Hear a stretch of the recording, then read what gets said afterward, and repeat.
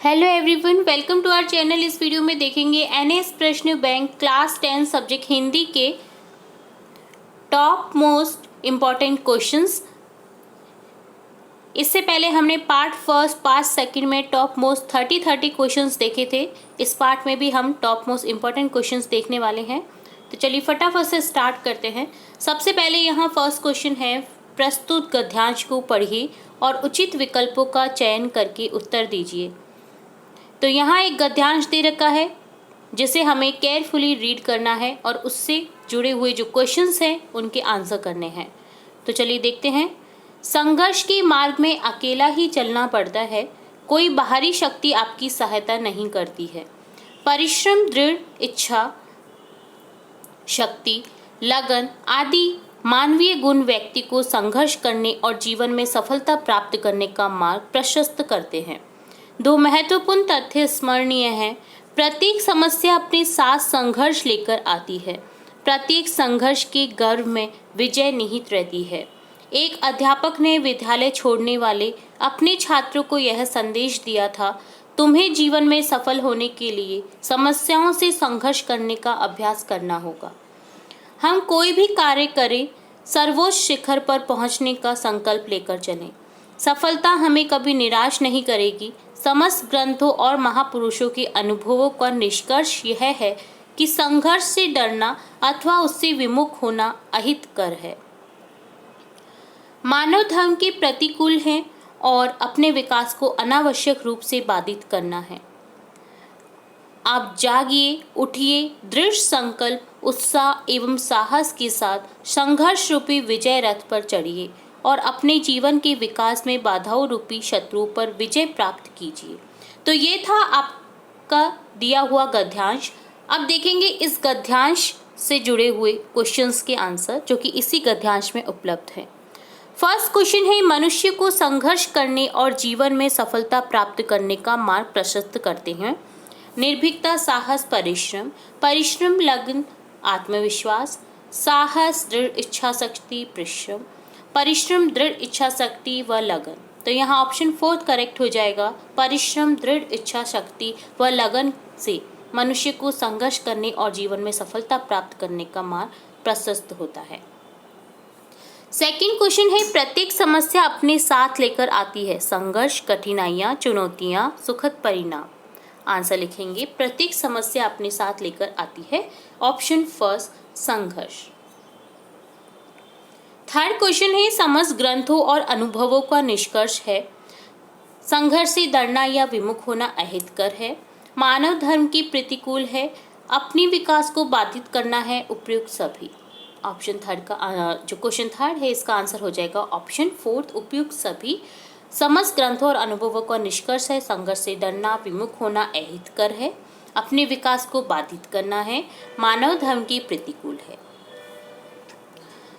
Option fourth को यहाँ correct कर देंगे। नेक्स्ट क्वेश्चन फोर्थ है, मानवीय शब्द में मूल शब्द और प्रत्यय है। मानवीय शब्द में मूल शब्द होगा मानव और प्रत्यय है होगा ई। तो यहाँ ऑप्शन करेक्ट हो जाएगा, जो बड़ी ई है, ई है, यह हमारा प्रत्यय हो जाएगा और मानव हमारा मूल शब्द है। तो ऑप्शन सेकंड को करेक्ट कर देंगे। नेक्स्ट क्वेश्चन फिफ्थ है, संघर्ष रूपी विजय रथ पर चढ़ने के लिए आवश्यक है। तो यहाँ आंसर करेक्ट हो जाएगा ऑप्शन सेकंड, दृढ़ संकल्प, उत्साह एवं साहस। सिक्स्थ क्वेश्चन है, निम्न में से भारतीय इतिहास का कौन सा कालखंड प्रस्तुत गद्यांश की मूल भावना से प्रेरित लगता है। तो यहाँ ऑप्शंस हैं, भारत का स्वतंत्रता संग्राम, विकासशील भारत को विकसित भारत बनाने की प्रक्रिया, भारत पर बार बार होने वाले बाहरी आक्रमणों से लगातार संघर्ष, और ऑप्शन फोर्थ है उपयुक्त सभी। तो यहाँ आंसर करेक्ट हो जाएगा हमारा उपयुक्त सभी, ऑप्शन फोर, क्योंकि भारतीय इतिहास का जो कालखंड है वो प्रस्तुत करता है भारत का स्वतंत्रता संग्राम, विकासशील भारत को विकसित भारत बनाने की प्रक्रिया और भारत पर बार बार होने वाले बाहरी आक्रमणों से लगातार जो संघर्ष होता है वो मूल भावना से प्रेरित होता है प्रस्तुत गद्यांश की। ठीक है।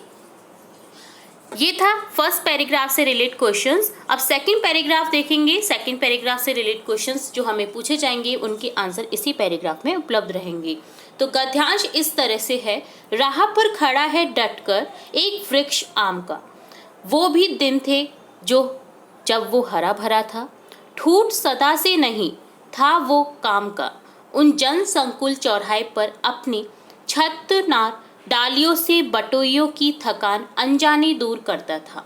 पर मैंने उसे सदा ठूठ ही देखा है, पत्रहीन शाखाहीन निर्वलम एवं जैसे पृथ्वी रूपी आकाश से सहसा निकलकर अधर में ही टंग गया हो। रात में वह काली भूसा लगता है, दिन में उसकी छाया इतनी गहरी नहीं हो पाती जितना काला उसका जिस्म है। और अगर चितेरे को छाया चित्र बनाना हो तो शायद उसका सा अभिप्राय न मिलेगा।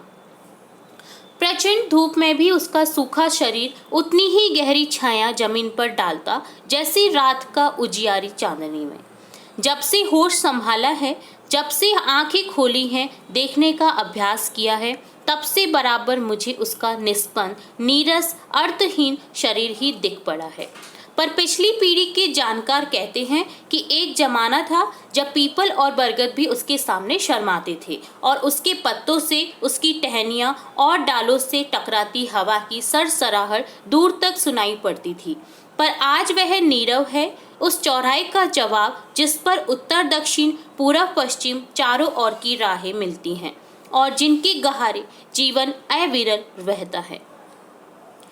जिसने कभी जल को जीवन की संज्ञा दी, उसने निश्चय जाना होगा कि प्राणवान जीवन भी जल की ही भांति विकल अविरल बहता है।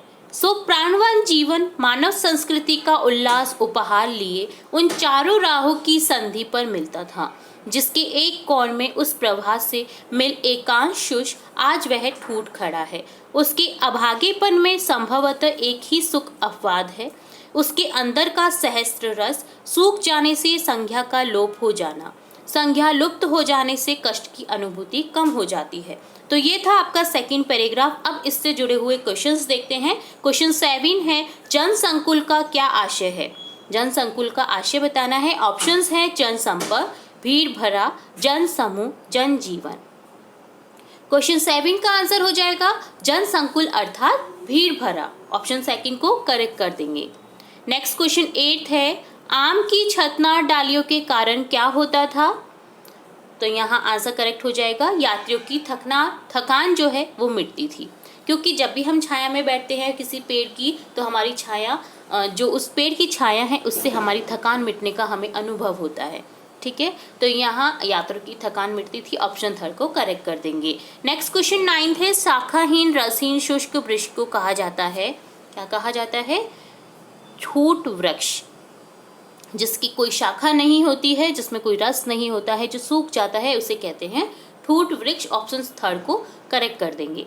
नेक्स्ट क्वेश्चन 10 है, आम के वृक्ष के सामने पीपल और बरगद के शर्माने का क्या कारण था? तो यहाँ आंसर लिखेंगे उसका अधिक अरहापन, हरा भरा और सघन होना।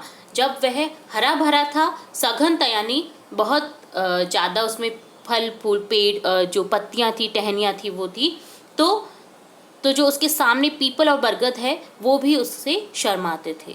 तो यहाँ ऑप्शन 1 को करेक्ट कर देंगे। नेक्स्ट क्वेश्चन 11 है, आम के अभागेपन से में संभवतः एक ही सुखद अपवाद था, क्या? ऑप्शन सेकंड, संज्ञा लुप्त हो जाना। आम के अभागेपन में संभवतः एक ही सुखद अपवाद था। ठीक है, तो यहाँ ऑप्शन सेकंड को करेक्ट कर देंगे।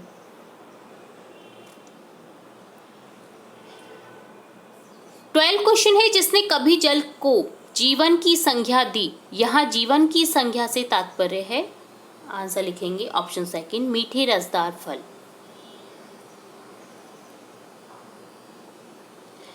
तो ये था सेकंड पैराग्राफ से रिलेटेड क्वेश्चंस। अब देखेंगे थर्ड पैराग्राफ। यहाँ प्रस्तुत गद्यांश को पढ़िए और उचित विकल्पों का चयन करके उत्तर दीजिए। यहाँ भी एक गद्यांश दे रखा है जिसे हमें केयरफुली रीड करना है और इससे जुड़े हुए क्वेश्चंस के आंसर करने हैं।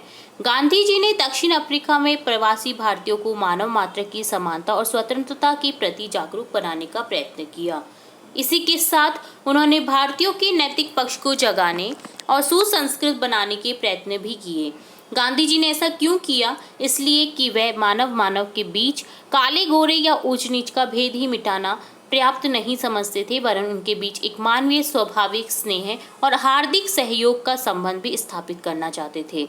इसके बाद जब वे भारत आए तब उन्होंने इस प्रयोग का एक बड़ा और व्यापक रूप दिया।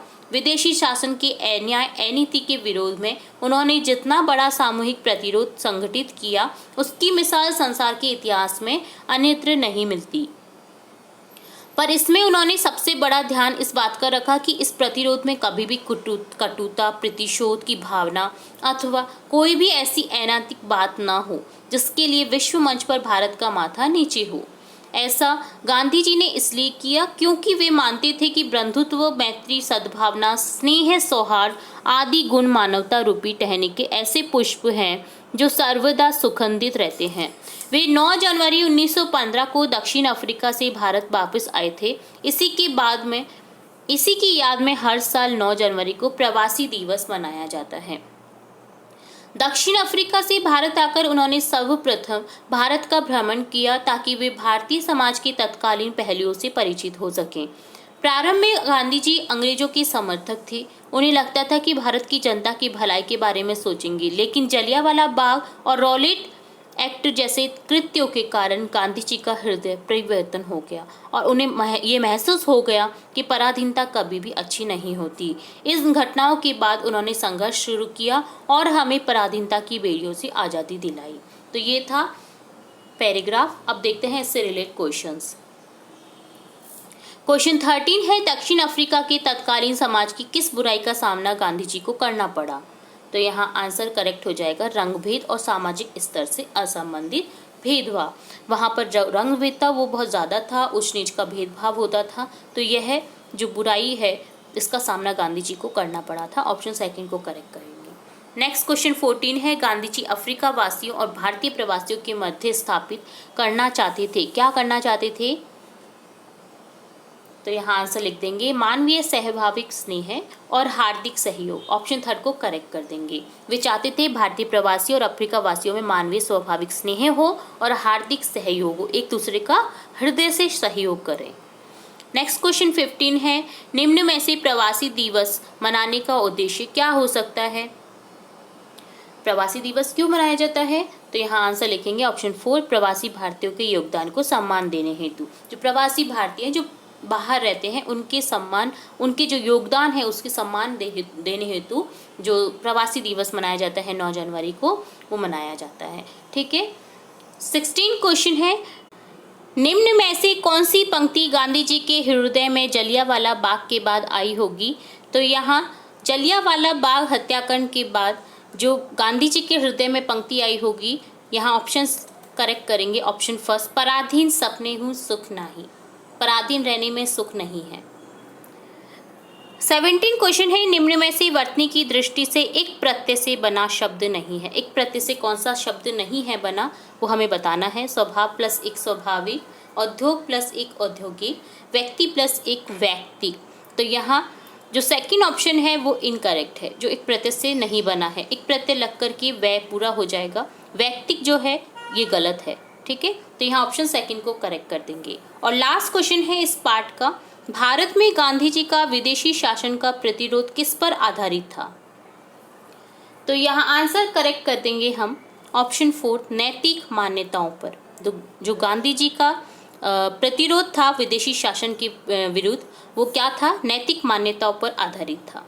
तो इस तरह से ये था NS प्रश्न बैंक सब्जेक्ट हिंदी क्लास 10 के टॉप मोस्ट इम्पॉर्टेंट क्वेश्चंस। इससे पहले भी हमने इम्पॉर्टेंट क्वेश्चंस के पार्ट्स देखे हैं। तो इसी तरह हम आपकी क्लास से रिलेटेड और भी इम्पॉर्टेंट वीडियोस और भी इम्पॉर्टेंट गृह कार्य, वर्कशीट्स के वीडियोस, वर्कबुक के भी वीडियोस देखते रहेंगे। तो जुड़े रहिए हमारे चैनल के साथ। वीडियो को पूरा देखने के लिए धन्यवाद।